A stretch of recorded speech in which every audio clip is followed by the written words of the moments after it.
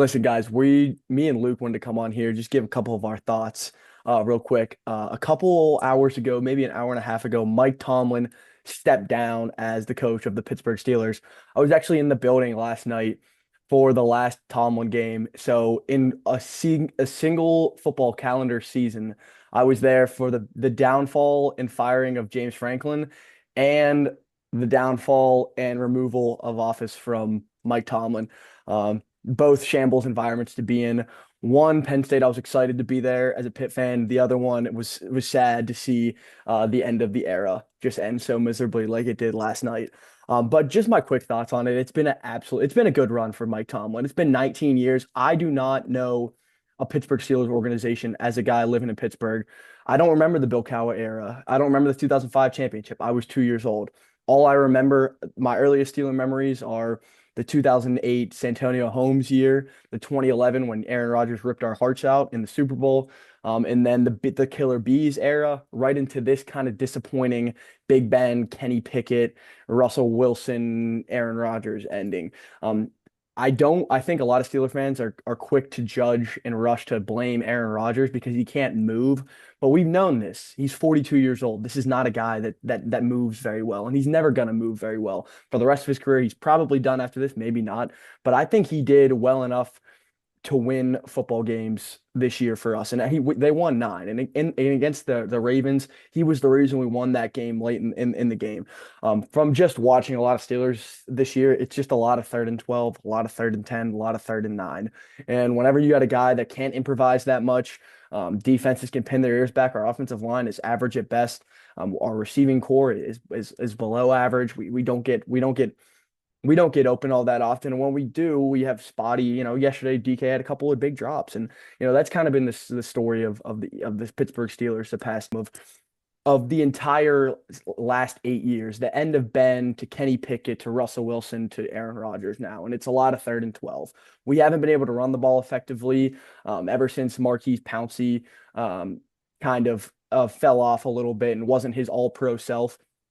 And that was a while ago. We lost to the Browns in 2021 and to Baker Mayfield. Like that seems like yesterday. It wasn't yesterday. It's been a while. We haven't won a playoff game in 10 years. So I think this was probably time. This is probably the right move for both parties. Mike Tomlin deserves another shot, maybe at a different location. What he's not good at is offensive line development, coaching tree development, and then particularly hiring offensive coordinators. That's been since Bruce Arians left the Steelers. We have had a rotating door. Todd Haley, the guy from Pitt. I'm forgetting his name right now.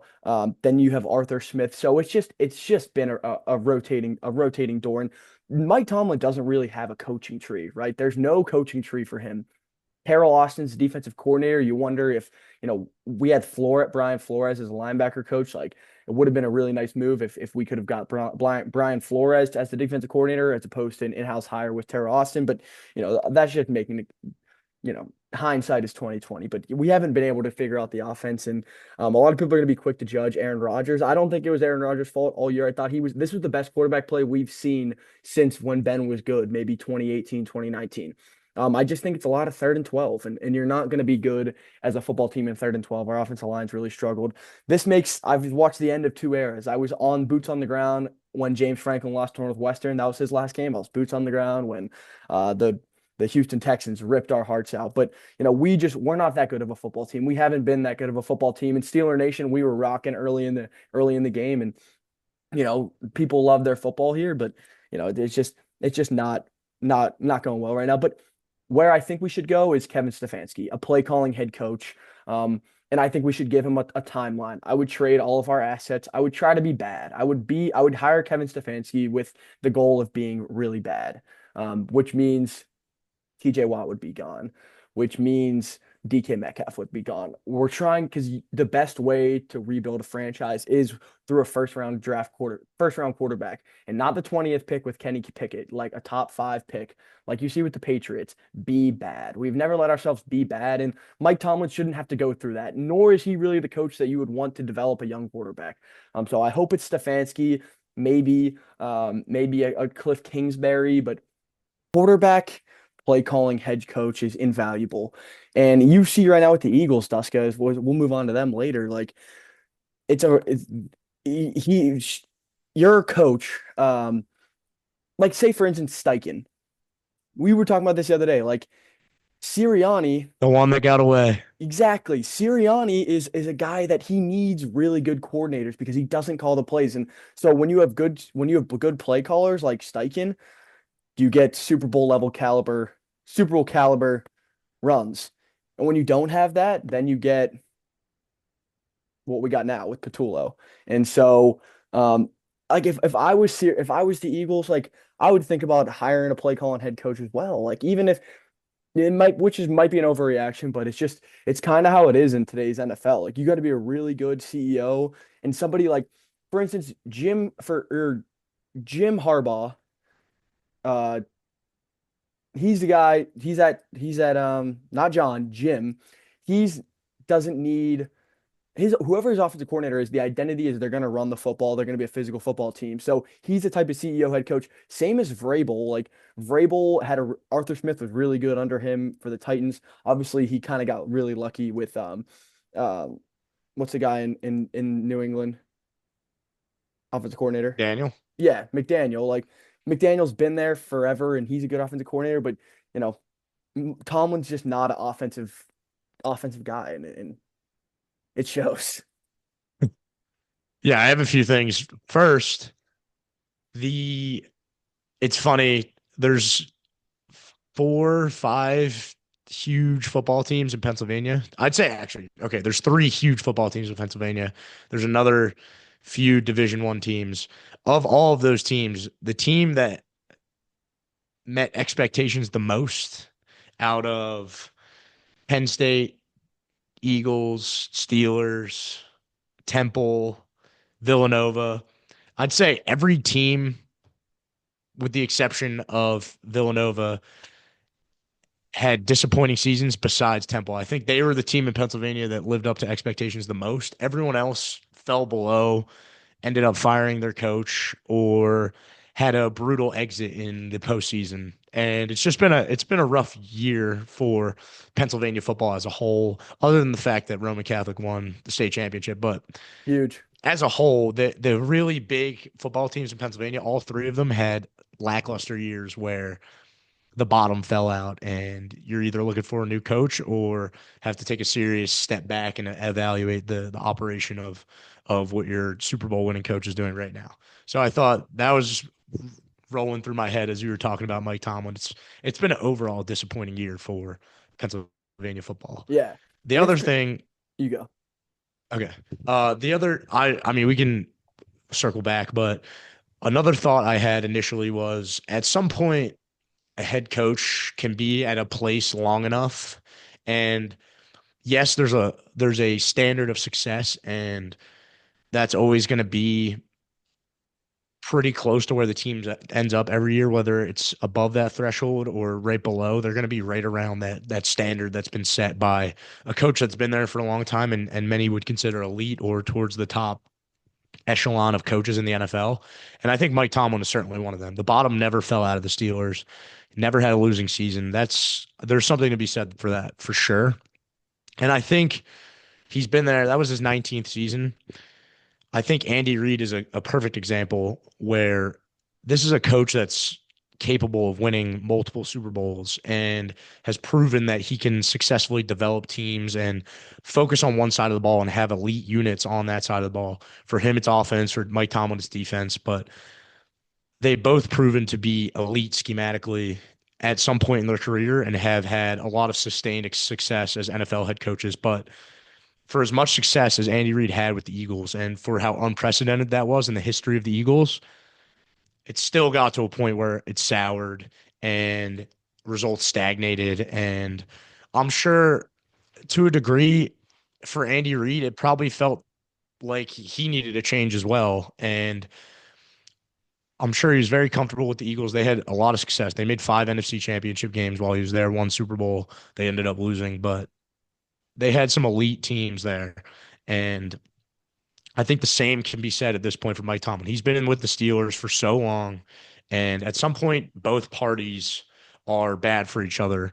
And the Steelers aren't getting the best out of Mike Tomlin, and Mike Tomlin's not getting the best out of the Steelers because you've reached a level of not complacency, because I don't think any NFL head coach would reach that level if they're complacent, but you reach a level where there's not really any stones left to turn over, and you have to go in a different direction and take a Yeah. different approach because the results just aren't there anymore. And I And think the Steelers ultimately got to that point with Mike Tomlin, and I think he could go to another place and have sustained success. I think like the Eagles did after the Andy Reid era and after Chip Kelly was the head coach, they won a Super Bowl. It can be good for both parties, and I think the Steelers have reached that point with Mike Tomlin, and it's probably best for both parties to separate.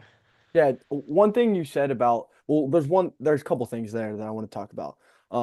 One, he's really not an elite scheme guy like Andy Reid is. Andy Reid has a coaching tree of guys that have like gone on to do things in the league. Same as the McVays and the Shanahan. Like you see Zach Taylor or Liam Cohen, Dave Canales, like all these guys like tie back into each other. Like LaFleur was part of the tree of I think of either Shanahan or McVay. You don't really have that with Mike Tomlin. What he's really good at is he's an elite motivator. He's like the best version of a high school football coach, like the very best state championship winning football coach there is. Elite motivator, knows ball, like can get a group, can galvanize a group of guys in moving in one direction, which is really hard to do. And most football coaches cannot do that at the level he can. Um, so because of that, because he's so good at galvanizing these units that aren't very good, it's not like our personnel for the Steelers is very good. It doesn't give us a chance to be bad. And in the NFL, sometimes the best thing for you is to be bad. We could really use, like, think about what the Patriots did. They just did it the exact right way. Brady leaves, they're sputtering, them and Belichick divorce. Then they hire a guy who Gerard Mayo, who's probably a little underqualified for the job, and they're bad that year. They're really, really bad. Well, actually, the year before they were bad with Belichick. So they get that third overall pick. They draft Drake May. In the coaching cycle, they don't see anybody they love. So they keep Gerard Mayo. Josh McDaniels is still there. Then they fire Mayo, bring in Vrabel, and now they're back. They're a 2 seed. They're perennially going to be good for the next couple of years. I mean, they're back. It's uncanny and it's annoying that the Patriots are like this because they got to deal with all that success, and it's just that's how what good organizations are run. And while I don't think the Steelers are still a good organization, when Kevin Colbert, the GM, stepped down and they internally hired Omar Khan, I'm always skeptical of the internal hire. It's like when somebody leaves an organization, like when Ben Johnson leaves the Lions and they internally hire the guy that worked with Ben Johnson. Just because you worked with Boy Wonder doesn't mean you have the same level of genius. You're seeing the same thing with the Eagles have done this twice, where they have really good coordinators. They leave, they hire internally of guys who are close to the coordinators, but they're not those guys. They don't have the brain. So when Omar Khan, he's been hired and we're average at drafting. We draft a couple of good defensive players. I like Harmon. I like Herbig. I like, Benton is decent. JPJ's been decent. Sawyer, Yeah, Sawyer. Like, Sawyer. dude, we've got some good defensive pieces, but offensively, like, our tackle went to Montana. Our guard went to South Dakota State, like, which is fine, but we are really struggling to put together an offensive line for the past 8 years, and we're not good enough to get a quarterback in the draft. We're not bad enough to get a quarterback in the draft. So when this is why it's good for the Steelers. Like, let's be bad. Let's really be bad. Let's do it which sucks because like we've wasted the past 7 years. We could have just been bad. No, I agree. And I think, I mean, that's gonna be the reality this year. Your quarterback situation is once again confusing. Aaron Rodgers is probably gonna retire, and I don't think they would have brought him back anyway.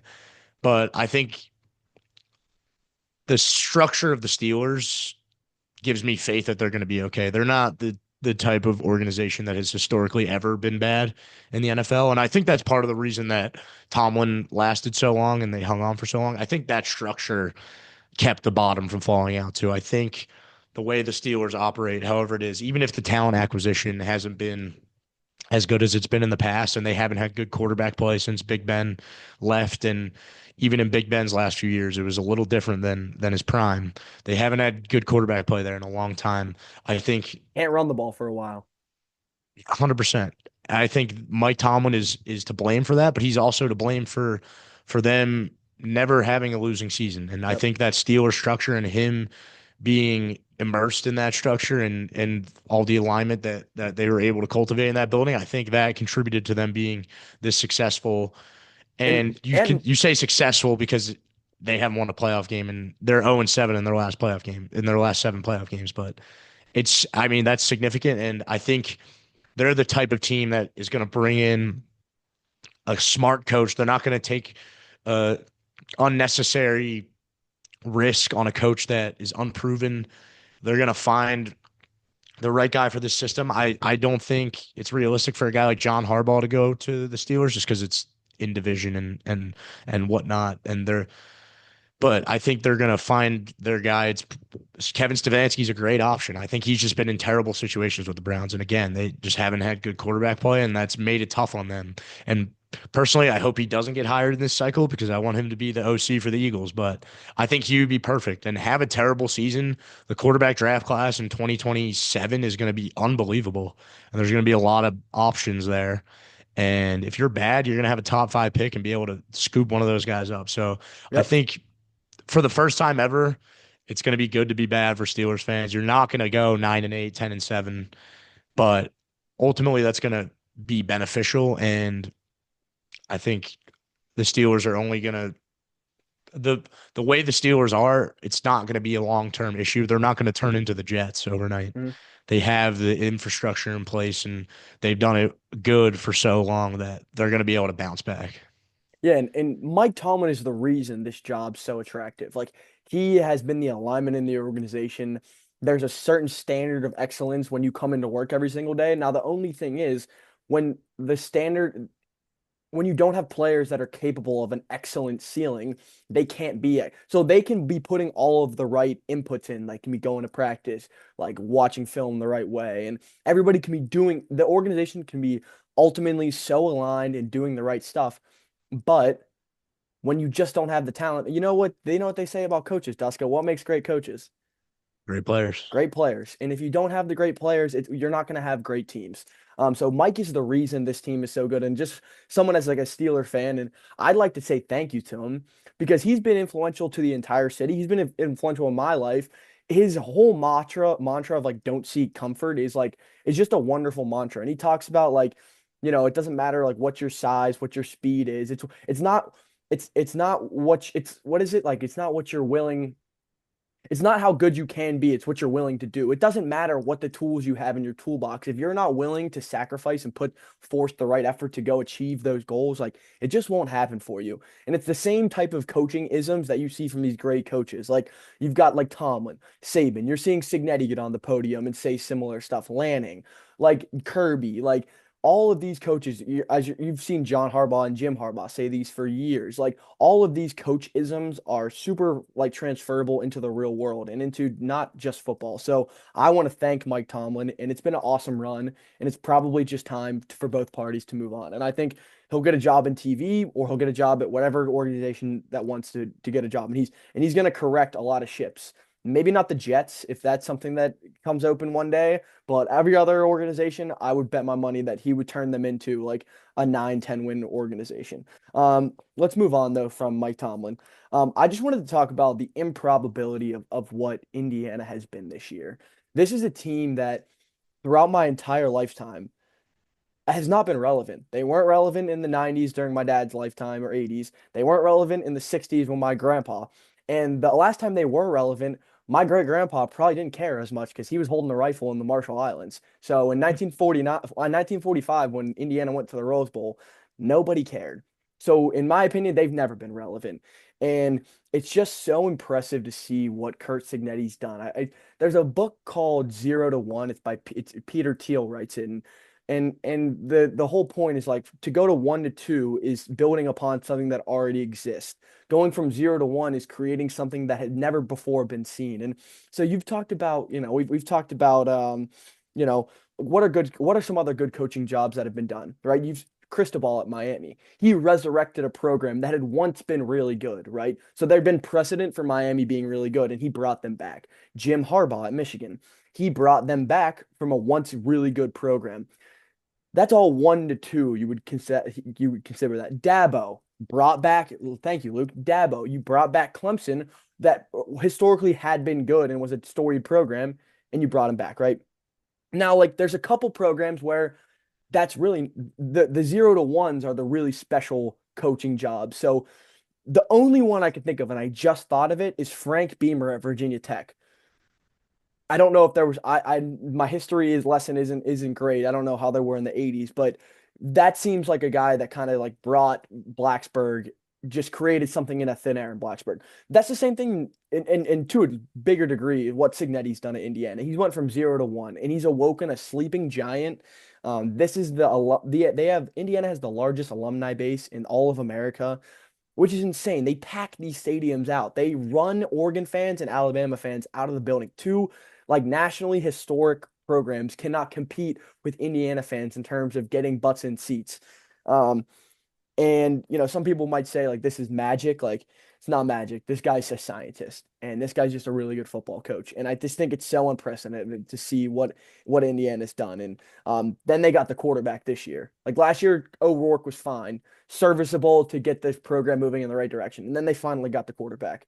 And now it's so dangerous. And I think Indiana is going to be a force to be reckoned with for the next 10 years, as long as Siggs wants to be there. They're going to lose their coordinators. Bryant Haynes and Shanahan are going to get hired at some point. Doesn't matter. I think they're like the new Penn State. Like they will be in it perennially. What say you? I think I wish I had something unique or creative I could say to put the greatness of Indiana in perspective, but I think basically everything that could be said has already been said. And I mean, you just said it all. It's truly unprecedented. And I think I was thinking about this. Oregon has had a similar rise, like you were saying, pretty meteoric in the sense that they weren't considered a national powerhouse at all before around 20-ish years ago when they started to invest more money in football, when Chip Kelly got there, and they really started winning a lot of football games there and became that national brand and nationally recognized successful team. And they still haven't reached the pinnacle. They still have not won a national championship, despite them being perennially contending for the last 20 years. They still haven't reached the mountaintop. And Indiana was nowhere close to the level that Oregon has been at the last 20 years. And it only took 2 years for Indiana to be in the position that Oregon has been in one time. But let's be honest, they weren't going to win that national championship game against Auburn.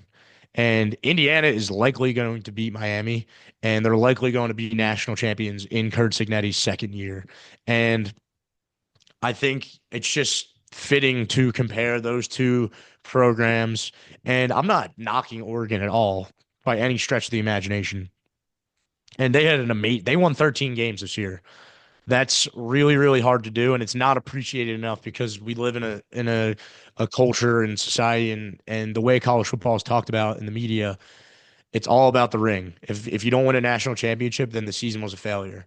And I'm not going to I don't buy into that as much. And I'll always appreciate, even just a 9-win season, but winning 13 games is truly special. And there's a lot of programs in America that never even sniffed that. They've never even won 11 games in a year.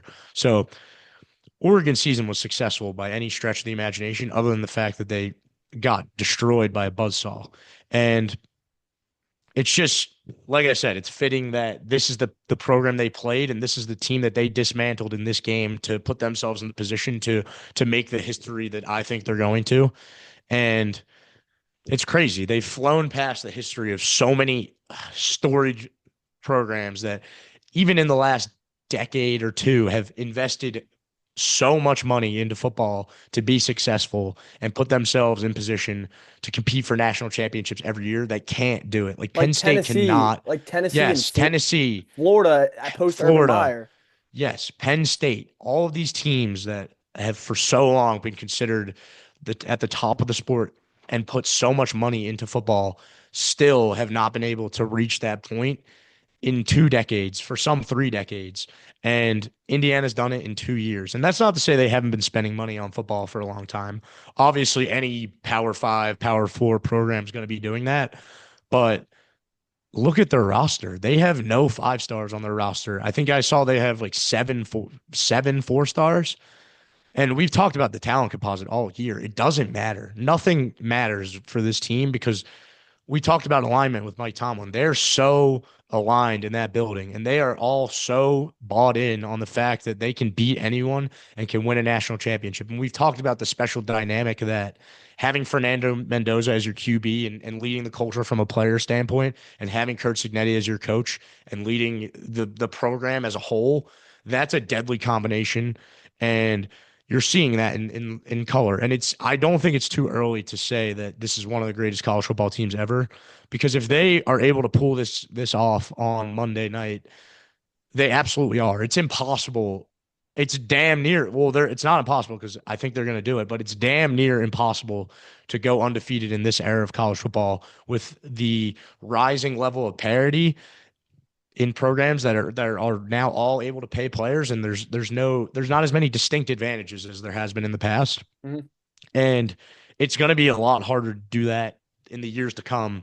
And I think we're in a specific era right now where going undefeated is truly special, and we're never going to see it to the level that we have in the past. And I think this team's going to be an outlier in the sense that they're about to cap off a 16-0 season, and how could you not consider them one of the best ever with what they've been able to do, especially when considering the talent level of those teams. They don't have, is there a first round pick on that team? Maybe Surratt. Oh, other than their quarterback. But like outside of that, is there a first round pick? I doubt Surratt goes in the first round. Yeah.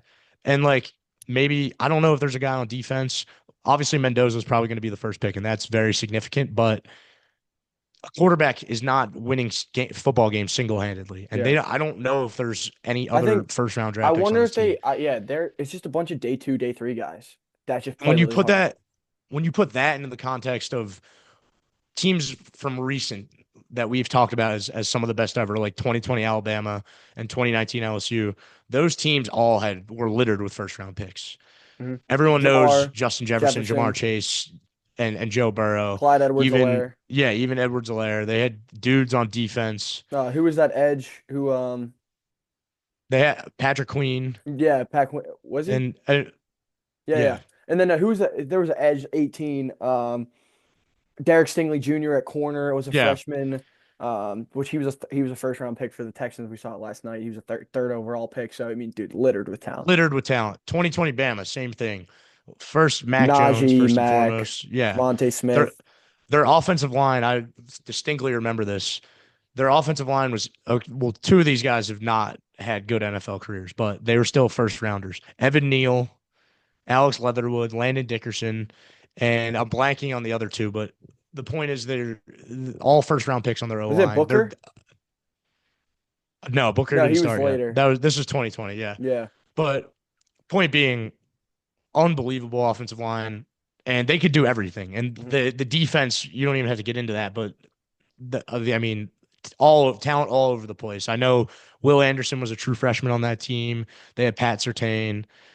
We didn't even talk about the receiving core, but point being, so much first round talent on those two teams in particular that we talk about as one of the best ever. And this team isn't going to stack up to that degree, but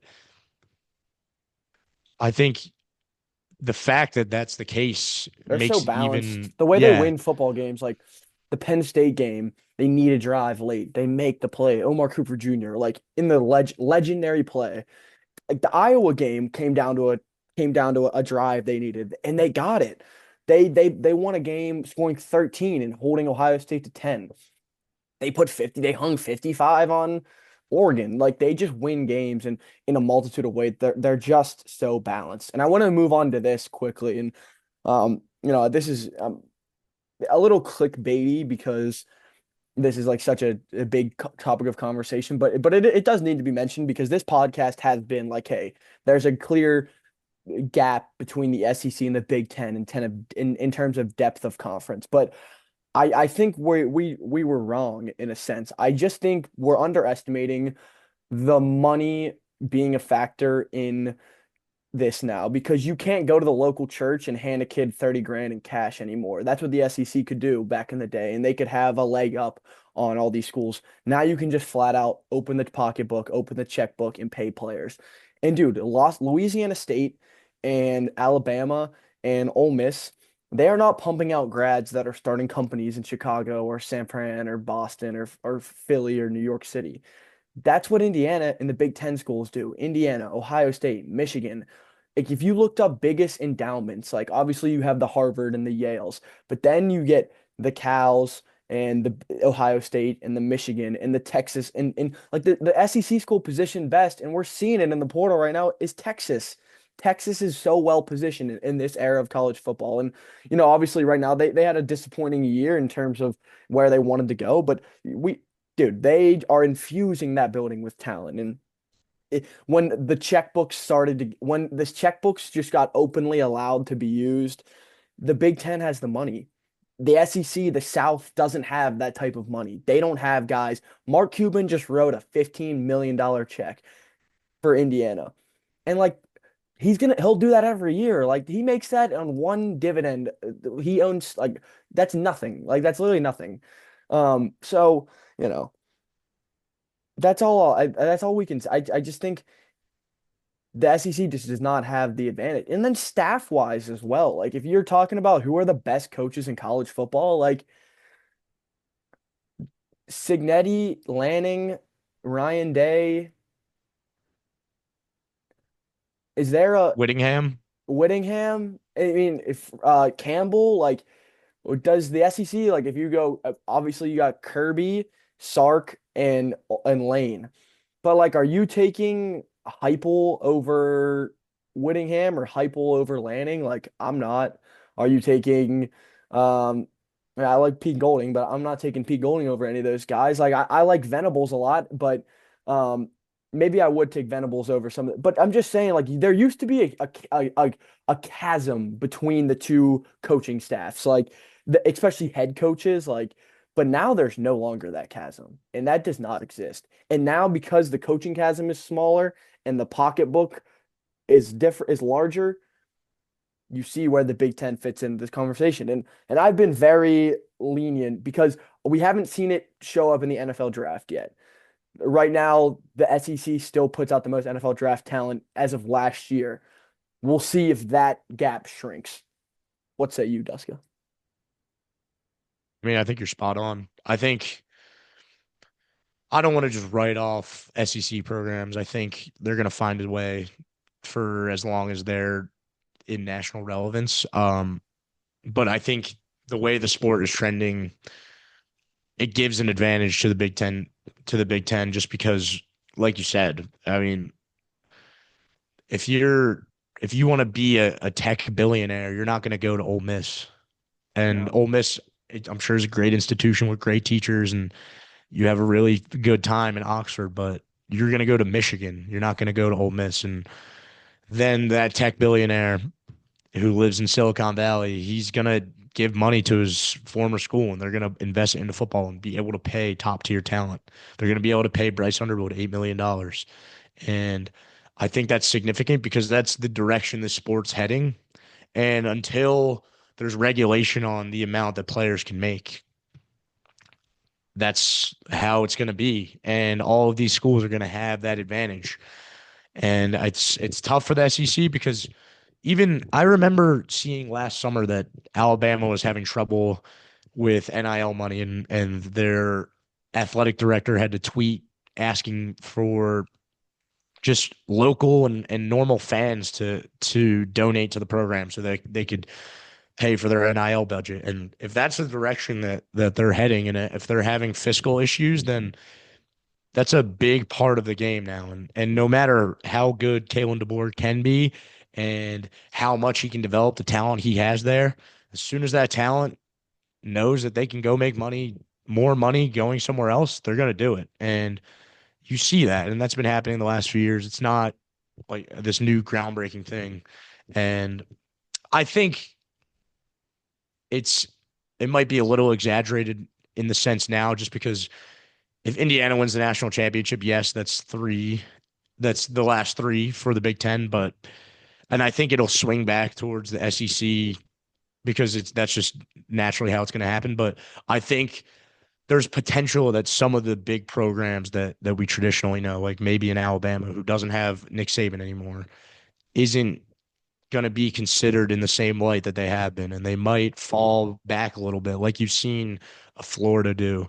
And like you said, the more prominent teams that are going to be more well positioned for this NIL era are the Texases of the world, and UGA is in a good position, I think, because UGA is a really good academic school, and I think they're always going to be well funded. But They have they're Atlanta, which is another big, that's a 100%, big city. That's one of the only South like hubs yeah. of finance, And tech. that's important too. I don't think we mentioned that, but like Texas being in Austin, that's huge because Hmm. Austin is a city on the rise. And you can't really say the same about some of the like Oxford, Mississippi, I heard is a beautiful town, but it's not like it's going to be a hub of recent college grads. And if you go to Ole Miss and you're from New Jersey, like you're not going to stay in Oxford. You're probably going to Hmm. go back home. But people are moving to Austin actively, and people are actively moving to Atlanta. So those cities are going to be more attractive. And if a school is close to that city, that is significant. And Yeah.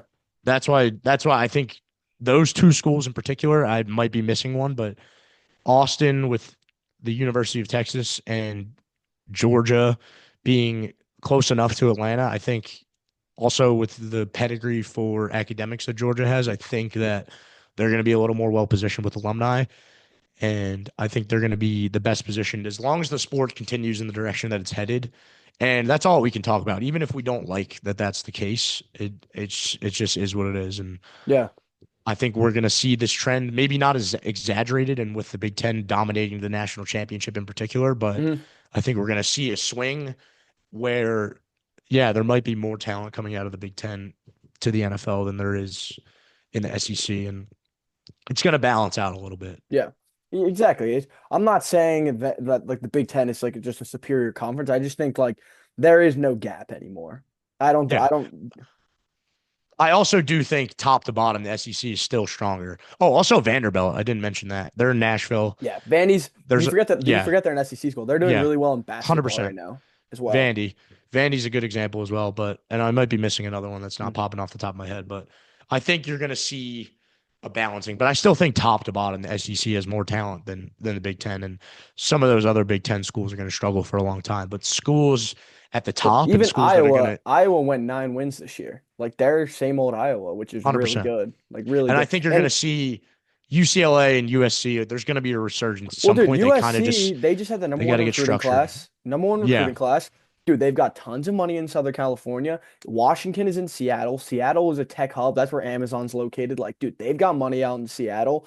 And then Oregon, like, they paid Damon Williams $4 million. yeah, like so Yeah. they are not like so when you just take a look at like the top 8 programs and you're like, all right, like who's better positioned, like the city of Knoxville or Seattle for like the pay for play era? And it's like, Seattle. So okay, We've let's been to move. Knoxville. It's Not the it's a economic. nice town, but it's not the same as Seattle. I wonder how many of their alumni like that graduate from Knoxville end up working in Knoxville. Probably not that many. Definitely not Colin Foley. No, not fully. Okay, let's move on to the next thing. Still college football related. We had a couple portal QBs move around. So Dylan Raiola went to Oregon, and I like Dylan Raiola, but so which means Dante Moore is most likely going to declare for the draft. The one thing about Dante Moore, he started 5 games at UCLA, did not start last year, and then he started 15 games this year for Oregon. So he started 20 games in his career. I really think he could use another 15 starts. That would be huge for his development. I just don't think he's gonna. I think he is slotted as the number 2 draft pick, and somebody is going to get greedy, and that's a big payday, and also he could still develop in the NFL. I'm not saying that, but just for me personally, I do think I like you saw in the Indiana game, like Dante Moore, like dude, his head was spinning a bit, but he's 20 years old. Like I completely understand. I'm not holding that against him, but yeah, I think that's somebody I would love to see get 13 more starts under his belt. But it seems like Rayola is going to come in there. I really like that move for the Ducks. They keep doing this with portal QBs, whether it's Dylan Gabriel, Dante Moore, now Dylan Raiola. Raiola is going to be finally put in a system where his team is more talented than the team he's going against, which at Nebraska wasn't the case all the time. Um, So, it sucks for Nebraska in terms of, this was like huge get in recruiting when they landed Dylan Raiola. When they flipped him from Georgia, it was like, oh my gosh, Nebraska, like they're on the rise. And um, so that's just like not how the sport is anymore. Like they were underwhelming the first 2 years in terms of record, even though they're building in the right direction, it's just slow and gradual and Oregon can just pay a different number than Nebraska can pay. And yeah, so I like that one a lot. What say you about that, Duska? Yeah, I think Dylan Raiola got buried in the discussion of transfer portal QBs, and I think for all the flaws that you could see in his game, I think he's gone a little underrated in terms of at least rankings in the portal. And I think I'd rather have Dylan Raiola as the quarterback of my team than Drew Mestemaker, but Mestemaker was ranked significantly higher than Raiola. I Even Byron agree. Brown, like I I've watched Dylan Raiola play, and I think that there's more upside to an offense led by him. And I think he's an accurate passer who has developed more and has you could see it this year. He's making better decisions with the football and is more accurate. And I think he can I continue like 6'5", like or just 100%. big. He's a Six, big yeah, quarterback. Like, he can. no doubt. This is the type of guy. Like, this is what the NFL is nowadays. Like big, can throw at the plus athleticism, like good arm talent. Like, dude, this is a development away from being a home run. I mean, dude, 100%. I mean, I don't know how hot this take is. I don't think it's that hot. If you were like, all right, tomorrow, and I had a good OC in my back pocket, so I had a good OC. I'm the head coach of a program. Dude, would you want Sorsby, Mestemaker, Byron Brown, Raiola? I'd pick Raiola in a heartbeat. Wouldn't even think twice about it. Mhm. No, I don't disagree with you. I think he's gone severely underrated. And I think there's a reason that he's going to Oregon and other QBs are ending up at places like I think going to Oregon as a quarterback is a better situation than going to Texas Tech. I don't care what the dollar amount is. I think that that's just how it is. And I know Will Stein is leaving the building, but I have full confidence that they're going to find a guy that's able to come in and develop quarterbacks at a high level. Hmm. And Dylan Raiola is going to fit right into that. There's already a culture in place at Oregon where there's a standard that you have to meet. And I have full confidence that Dylan Raiola is going to be able to do that. I've always been higher on him, I think, as a prospect than some of you guys. Definitely Arch in Yeah, particular, but he's got a but little tainted from the Georgia thing, which I get. 100%, no doubt. And yeah, and there's like a whole Buford situation going on there too. Hmm. So, Hmm. but I really like this move for Oregon. And even if Dante Moore stays, that's even better because that means they get to redshirt Raiola for a year and then bring him out guns blazing in 2027. So Yeah. I doubt that's going to be the situation, but I think either way, you got a guy that started a lot of college football games already Hmm. and has proven That's, that dude, he I can make think big plays. Raiola probably has more starts than Dante Moore in college. He I bet started. they're pretty close. I mean, he got hurt this year, so True. That's gonna hurt I his bet numbers. more edges him a bit, but he's got more starts than Drew Mestemaker. Yeah, yeah, no doubt. So, I And mean, then yeah, in general, I like that signing. okay, obviously Levitt goes to LSU, which Sam Leavitt is an electric quarterback. If you would listen to the pod all year, we say like Arizona State was not what we thought of them preseason wise from a talent perspective. Obviously, they had Jordan Tyson, who's unbelievable, but there was some lacking um, just on the defense and on the offensive line that kind of limited them. But when Sam Leavitt went, he went. And like we saw Texas Tech lose 2 games. The one game, Oregon just outmatched them. And then the other game, they got Sam Leavitted. Like Sam Leavitt came in and beat Texas Tech, and it was just the Sam Leavitt show. In terms of his scramble ability, he's such a good athlete, and he's got plus arm talent. Um, he's twitched up. He's got like a little Dusko, who would be your NFL comp to Sam Leavitt? To me, Maybe it's like like go. I would say maybe like a Cam Ward. I think he's a little more mobile than him though. He is. He's like a mobile Joe Burrow. If you took 80%, if Joe Burrow was 100% capacity throwing the football and reading NFL in reading defenses, Levitt's like 80% of that. He's probably 80% of the accuracy, but then he's 120% of the athleticism, if that makes sense. Like we really haven't seen a prospect like him in in terms of like NFL guy. Cause like Drake May's a bigger athlete. Like although he is an athlete, they're different athleticism. Levitt has legitimate twitch, like legitimate sticks his foot in the ground, makes you miss twitch. I'd say he's like a super Jackson Dart. And I Yes. don't know. I regard him higher as a prospect than I do Jackson Dart. And I could be wrong, but I think they have similar playing styles and I think Levitt, the arm talent and potential is there. And I think the athleticism is it might be more exceptional as well. So I think Jackson Dart is a good comp, but I mean You like the I'm trying ceiling to better, higher. No, a I hundred think percent. that's Yeah. probably right. Ceiling's better. He's like such a new age quarterback, Levitt.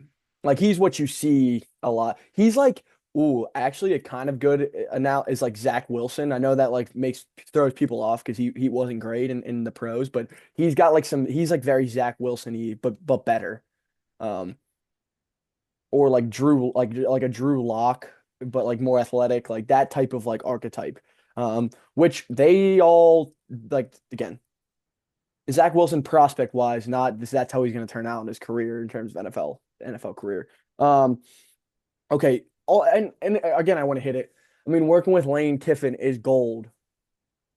Working with Lane Kiffin is gold. Like if you're, Levitt has been in very advantageous quarterback situations in his career.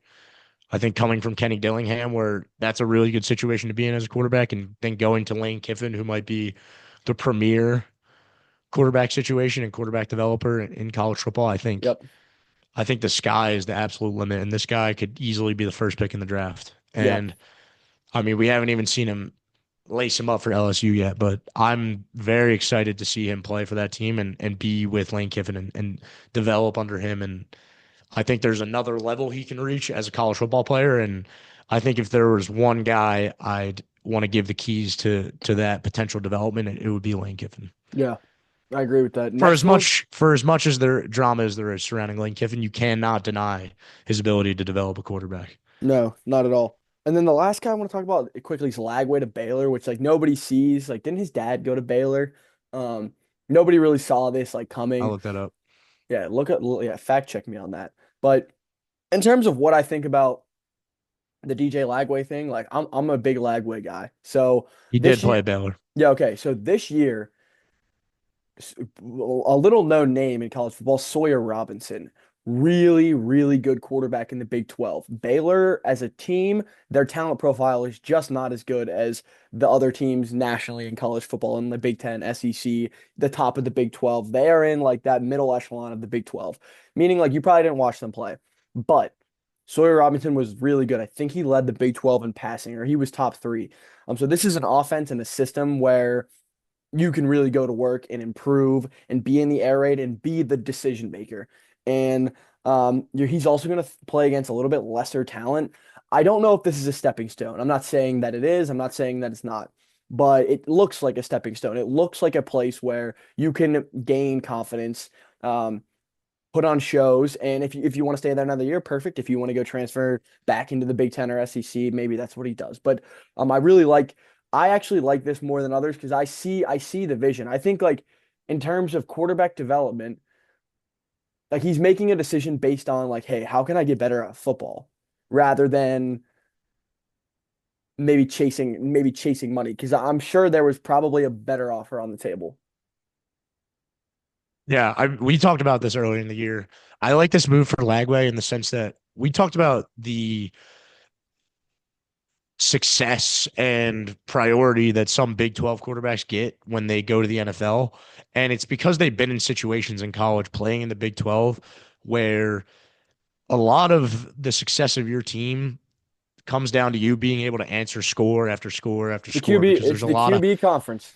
100%. You need to be a high level quarterback and produce at a high level in that conference, no matter what. It's not possible to have a game where you only put up 20 points and your team still wins because your defense is so good. And Yeah. that's the type of situation you're in with a lot of SEC teams. Florida is a good example of that.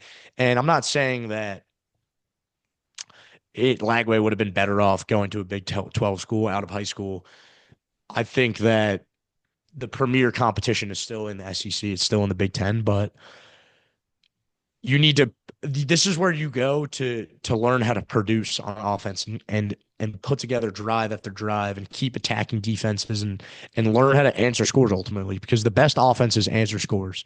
And you have to do that in the Big 12. It's not an option not to score a lot of points. So it's a situation where, yes, you're playing against lesser talent in the Big 12, and you're going to have the opportunity to develop and make those plays and gain confidence. And I think that's what Lagway needs. He needs somewhere he can go and gain confidence because he's been tossed into some tough situations in his 2 years at Florida with Billy Napier calling plays.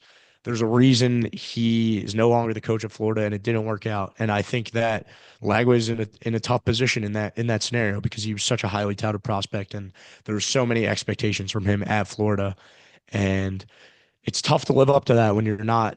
And it's not all on the situation he was in. Some of it is on him as well. Yeah, He yeah, ultimately made those decisions, but a lot of the development of quarterbacks comes down to where you are and how much time you get is a big factor that's not talked about as much, but the situation you're in is very dependent on your success a lot of the time yeah. and basically every time. So I mean, being in a situation where he can go and the expectations aren't as high and the pressure is relieved a little bit and he's probably in a better offensive system and situation that will be suited towards his skill level yeah. or his ability.